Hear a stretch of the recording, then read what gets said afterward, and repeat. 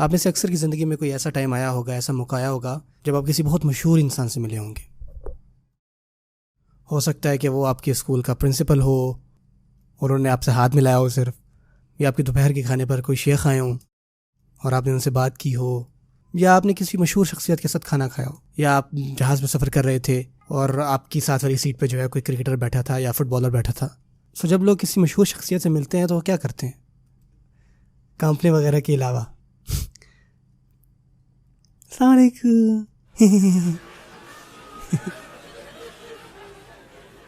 اور یا پھر وہ تصویر لیں گے، اور جب وہ تصویر لے لیں تو اس کو ٹویٹ کریں گے، فیس بک وغیرہ پہ شیئر کریں گے، اور پھر بتائیں گے پتہ ہے میں کس سے ملا ہوں جا کے. پتہ ہے میں اگنا کنونشن پہ تھا اور شیخ یاسر قاضی میرے ساتھ نماز پڑھ رہے تھے.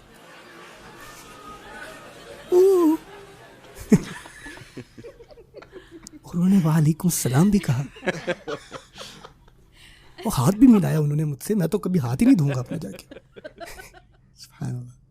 لوگ پاگل ہو جاتے ہیں اور ان کی ایسی یاد بن جاتی ہے اس کو کبھی نہیں بھولتے. اور آپ کو بعض دفعہ لوگوں کے گھروں میں کیا ملتا ہے، اگر وہ لوگ کسی مشہور شخص سے ملے تھے تو آپ دیکھیں گے ان کی دیواروں پہ فریم لگے ہوتے ہیں کہ دیکھو ہم ملے تھے ان سے. تو یہ وہاں پہ آپ کو ملتا ہے. اور اگر آپ کسی کمپنی میں کام کر رہے ہیں، یعنی بہت بڑی کمپنی ہے اور اس کا سی ای او وہاں سے گزرتا ہے اور وہ آپ کے کندھے پہ ہاتھ رکھ کے کہے کہ بڑھیا کام کر رہے ہو، صرف یہ لفظ وہ آپ کبھی نہیں بھولتے، کیونکہ آپ کی زندگی میں ایسا موقع آیا کہ آپ کسی بہت بہت مشہور شخص سے ملے. یعنی یہ آپ کا ایک خواب میں سے ایک تھا، کہ آپ کا ایک گول تھا کہ میں نے زندگی میں یہ چیز تو کرنی ہے. اب مجھے بتائیں کہ موسیٰ علیہ السلام کن سے ملنے جا رہے تھے؟ اللہ. موسیٰ علیہ السلام نے کس سے بات کی؟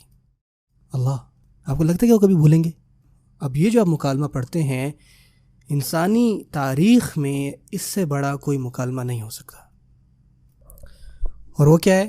فلما اتاہا نودی یا موسیٰ، کہ جب وہ اللہ کے پاس ہے تو آواز آئی کہ اے موسیٰ، انی انا ربک فاخلع نعلیک انک بالوادی المقدس طویٰ، کہ بے شک میں تیرا رب ہوں، اپنے جوتوں کو اتارو، بے شک تم ایک مقدس وادی میں ہو.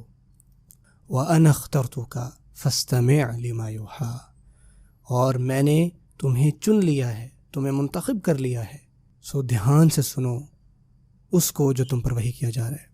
اننی انا اللہ لا الہ الا انا فاعبدنی واقم الصلاۃ لذکری، کہ بے شک کوئی شک نہیں کہ میں اللہ ہوں، میرے علاوہ کوئی معبود نہیں، سو میری عبادت کرو اور میری یاد کے لیے نماز قائم کرو. اور یہ کلام بھی اللہ تعالیٰ شروع کر رہے ہیں اور اللہ تعالیٰ ڈائریکٹ موسیٰ علیہ السلام کا نام لے رہے ہیں. میں نے تمہیں چن لیا ہے، دھیان سے سنو.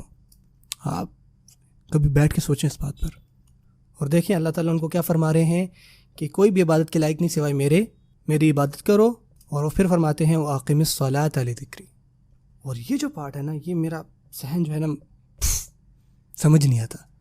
نماز قائم کرو تاکہ تم مجھے یاد رکھو. آپ ذرا سوچیں موسیٰ علیہ السلام کبھی یہ چیز بھول سکتے تھے؟ وہ کیسے بھول سکتے ہیں کہ وہ اللہ سے مل کر آ رہے ہیں؟ کوئی ایک چیز جو موسیٰ علیہ السلام کبھی بھی نہیں بھولیں گے وہ یہی تھی. لیکن اللہ فرماتے ہیں کہ حتیٰ کہ آپ موسیٰ علیہ السلام اگر تم مجھے یاد کرنا چاہتے ہو تو نماز قائم کرو. دیکھیں سبحان اللہ نماز کی کیا اہمیت ہے.